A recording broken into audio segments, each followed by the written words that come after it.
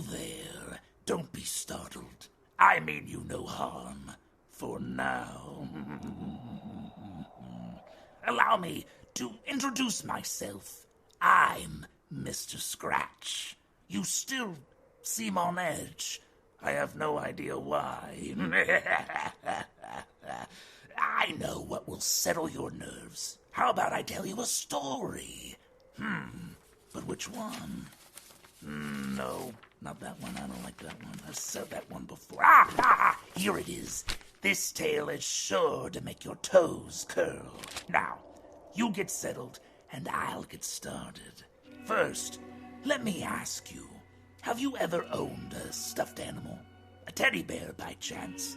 A little cuddly companion who you'd hold tight at night when your room was a little too dark for comfort? Stuffed toys always seem to make us feel better in scary moments. They're like little protectors that keep the bad things away. But what if there's more to your cuddly companion than you ever knew?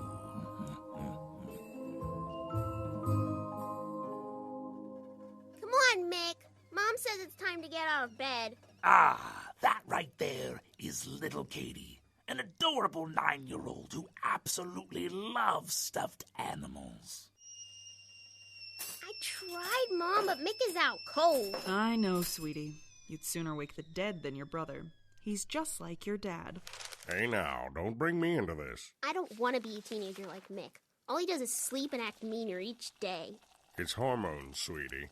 It happens when you get his age, unfortunately. All right. No more teen talk. I'm gonna go get Sleeping Beauty. Good luck. Going to be a beautiful day today. Sounds like someone is already out there taking advantage of it. Katie glanced out the kitchen window where she noticed her elderly neighbor fumbling with boxes.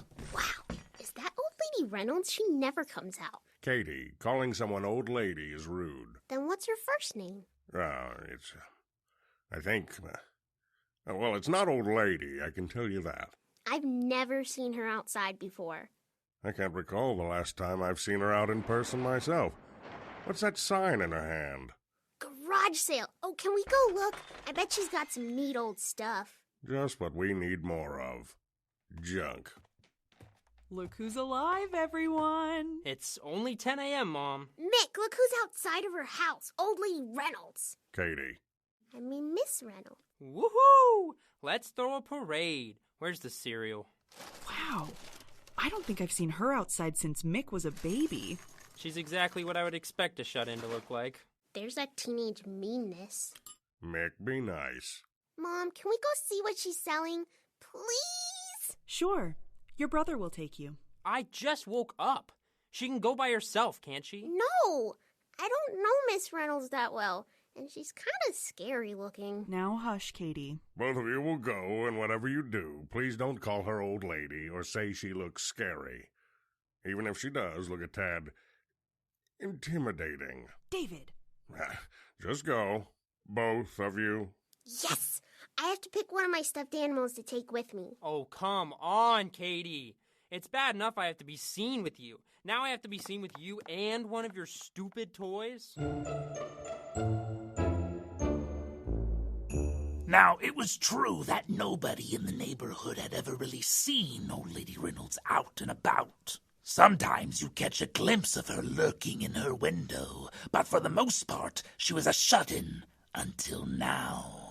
Listen, Katie, we take a quick look at the old bag's garbage, and then we leave. I got stuff to do. Like what? Play computer games with your friends all day? Why'd you have to bring that dumb pink monkey with you? Banana, she's my favorite. I've had her since I was little. Exactly. You're getting too old for stuffed toys. You need to grow up. You look like a dweeb. Says the guy in a wizard t-shirt. This is Sir Spellius, who is from my Wizard Warriors online. I don't have to defend myself to you. Look at all this old stuff. It's still covered in dust. I can only imagine what the inside looks like.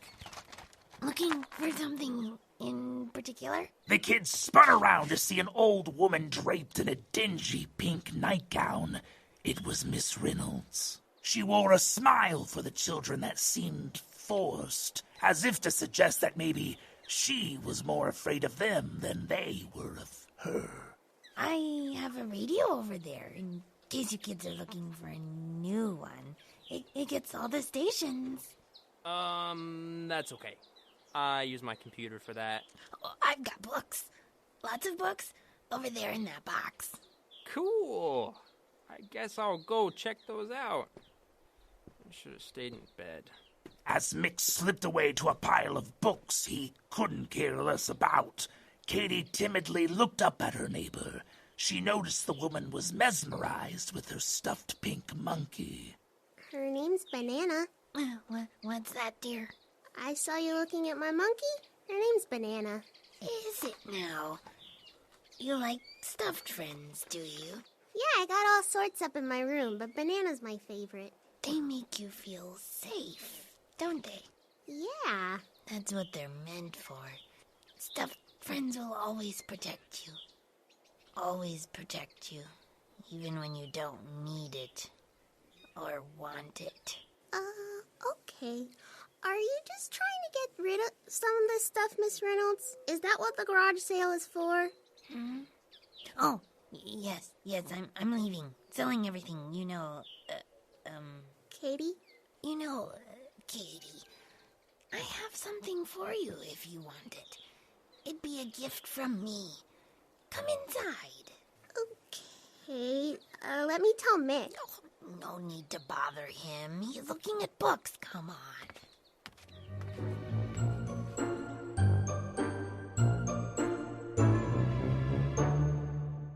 Katie followed Old Lady Reynolds into her house and down a hallway into a room. It was filled with old dolls and stuffed animals from wall to wall. Wow, this is bigger than my collection. None of these are as good as the one I'm about to give you. Old Lady Reynolds hobbled over to a chest. It was practically hidden by all the stuffed animals piled on it. She pulled out a key from the pocket of her robe and unlocked the chest. Miss Reynolds reached in and gently lifted up a fluffy, worn teddy bear. Aw, he's so cute. His name is Pibbles. She held the toy out towards Katie, her arms slightly shaking as if she were nervous. He's a very special friend who will always be there for you. I'd like you to take him. Are you sure? Yes, I'm sure. Just let me get one last hug in. As Old Lady Reynolds embraced the bear, she began to whisper to it. You can watch over someone else now. Goodbye. Here you go, my dear. He'll talk to you. Loves to chat. Really? Is there a button? Katie pressed and prodded the withered toy, but no sound was heard. Give him a bit. He's a little unhappy right now, but he'll warm up to you. He always does. Thank you, Miss Reynolds. Katie? Why didn't you tell me you were going inside? Mick, look at what Miss Reynolds gave me. His name is Pibbles. Pibbles. Oh, sorry. Great. Another stuffed animal. He's so cute, right? Yeah, sure. I think we should head back now. Okay, fine. Thank you again, Miss Reynolds. I'll take good care of him. And he'll take good care of you, whether you like it or not.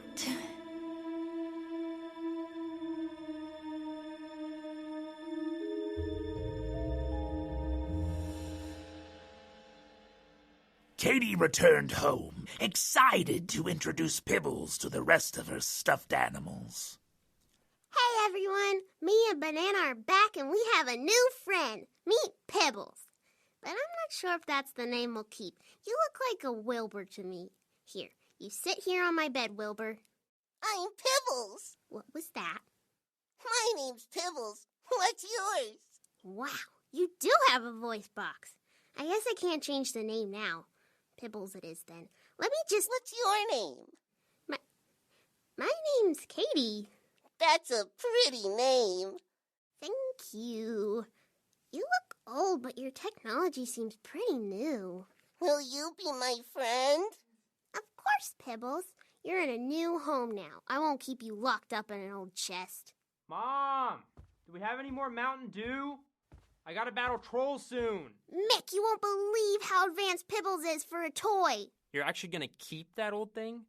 Yes, he was a gift. He can talk real well. Wait, he can talk? Yeah? You know what that means, right? No, what? It means he can also fly! Mick swooped up the bear and slung it around like a helicopter propeller. Poor little Katie jumped and screamed for her older brother to stop until... Mick, you leave your sister alone. Your father needs help in the garage. Fine. Fetch, dweeb. Pibbles, I'm so sorry. Mick can be a real jerk. Did he hurt you? I'm okay. Good. I was worried. That Mick, he thinks he can be a huge jerk all the time. Makes me so angry. I don't like Mick. What did you say? I don't like Mick. Now, Katie knew toys could have all sorts of programmed sayings and settings, but she had never heard any of her toys know someone's name. Could Pibbles have some sort of recording device built inside? That's pretty advanced for a toy who looked like he was from the 1800s. But Katie chose to ignore it and believe Pibbles was some kind of smart toy and nothing more, because that makes sense, right? Don't worry, Pibbles. I won't let Mean Mick hurt you again. And I won't let you get hurt ever, Katie. Thank you, Pibbles. Katie, come help me set up for dinner. Coming, Mom! Here, Pibbles. You can stay here with my banana. She's my favorite. She'll keep you company until I get back from dinner. I'm Katie's favorite now.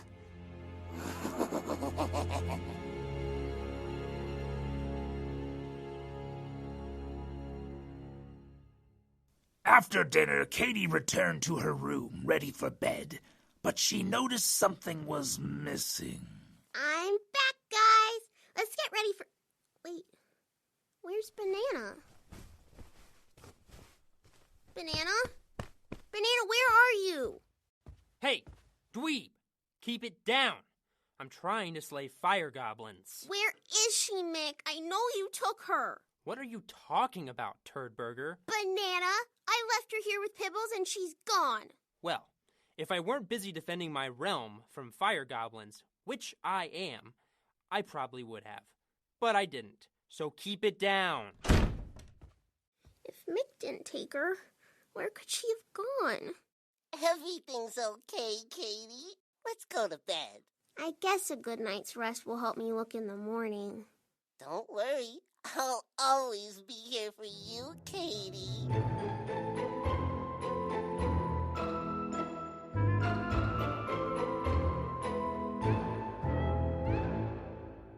That night, Katie and Pibbles cuddled up in bed and drifted off to slumberland, only to be awoken the next morning by a commotion in the hallway. I've been looking all over the place. It's super early, and he's never up this early. Honey, he probably just went to hang with his friends or something early this morning. I would have heard him if he did, David, and he knows he's supposed to tell us when he leaves. I don't like this. And did you see his room? It looks like there was a struggle. Sweetie, his room looks like that all the time. What's going on, Mom? Nothing, sweetie. Just go back. Have you seen your brother? No, why? He's gone. What time is it? It's only 7 a.m. What? Mick never gets up before 7 a.m., though. That's what I tried telling your father. I think we're all jumping to conclusions. Let's not worry right now. Mick will be back tonight. I don't know, David. I just don't like this. I don't know either, Pibbles. I'm with Mom on this one. Mick never leaves like this, especially when he was slaying fire goblins all night on his computer. It's very strange. Mick is mean. Yeah, he's my brother, and sometimes he's nice. Sometimes. Mick can't hurt Katie anymore. What? What are you talking about? I made Katie happy. Now, had Katie ever silently wished that her brother would just up and disappear? Sure! What sibling hasn't wished for that? But this made Katie scared. What could Pibbles have meant?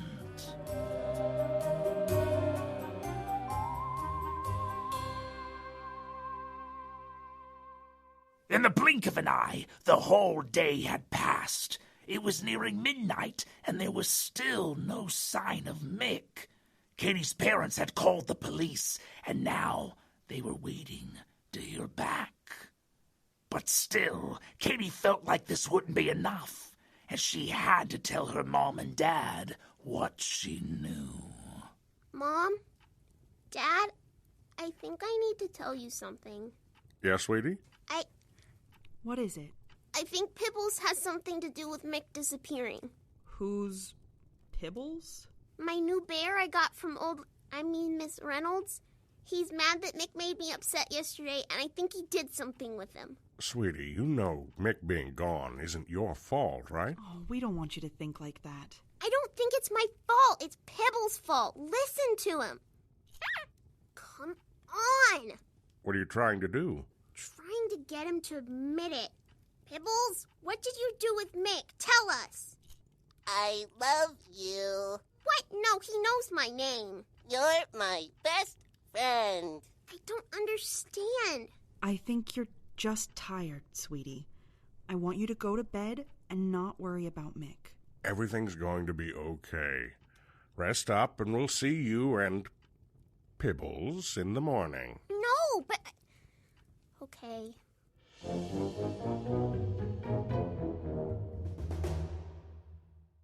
Katie stomped up the stairs to her bedroom, holding Pibbles at arm's length. What was that about, Pibbles? Why are you doing this? Mom and Dad wouldn't understand. I'm helping you. Now don't do that again. What did you say? That's when Katie heard a sound over her head, coming from the attic. Is that Mick? Don't, Katie. Mick? Katie dropped Pibbles to the floor and ran down to the end of the hall. She flung open the attic door and peered up into the dark abyss. Mick? Is that you? It is him!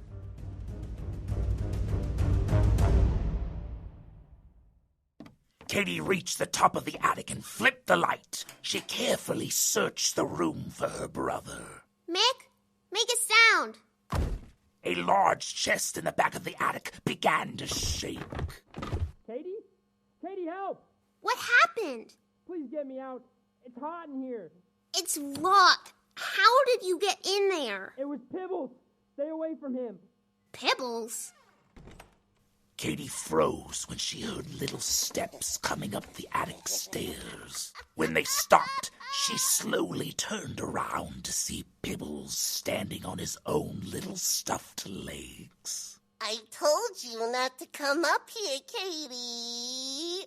What are you? I'm your bestest friend. I'm here to protect you and make you happy, whether you like it or not. Hurry, Katie. Get rid of him. Katie saw an old crowbar and snatched it up. She swung it at the lock, trying to break it. Pibbles slowly waddled toward her. Please don't do that, Katie. I don't want to have to put you in there, too. Mom, Dad, help! Just let me make you happy, Katie! Katie spun around and whacked the tiny toy, sending it flying. Pibbles hit the wall and slid to the ground. Katie watched for a moment in suspense as the bear lay still. She looked down and noticed his little stuffed arm had come off on the impact. But then the toy began to writhe and squirm. What the... A small, squishy pink creature slithered out of the bear's arm socket. Its beady yellow eyes glanced up at Katie as it grinned with its little jagged teeth. What's the matter, Katie? You don't like this side of me? You've been inside Pibbles this whole time? I am Pibbles. Katie thought she was going to be sick. The whole time she had been holding this creature, hugging it, snuggling with it at night. I want you out of my house right now, whatever you are. But I'm your friend. Friends stay together forever and ever, whether they like it or not! Pibbles leaped at Katie, and without hesitation, she swung and struck the creature with her crowbar. It flew across the attic like a baseball and shattered through a small window. Wow. Now I'm really glad Dad forced me to play Little League. What's happening out there? Katie immediately shattered the lock right off the chest. Katie! Are you okay? Where is it? Where's that thing? He's gone, Mick. I hit him out the window. Are you okay? My head is killing me. But aside from that, I'm fine. What was that thing? I really don't know. But, Mick, Yeah. I want to get rid of all my stuffed animals. Tonight. In a bonfire. I know where Dad keeps the matches. So Katie and Mick had a bonfire that night, with some very confused parents watching them from the kitchen window. And thus concludes our creepy tale. If my story frightened you a little too much, don't fear. When you go to bed tonight, hug your stuffed friend extra tight, but not too tight, because you never know what could be hiding inside.